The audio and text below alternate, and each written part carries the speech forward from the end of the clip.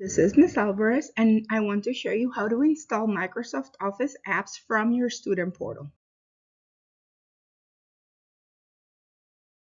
So we're going to start from your student portal. You're going to find this tile that says Office 365, and you're going to click on it. It's going to open in a new tab. It's going to show you this screen. Then you're going to click on Install and More on the top right-hand side. And you're going to click Install Microsoft 365 Apps. It'll open another tab. And then in this tab, you're going to click Install Office. And it's going to pop up this file on your downloads. And then you're going to click on it. Finally, you're going to get this window pop up. You're going to click Yes.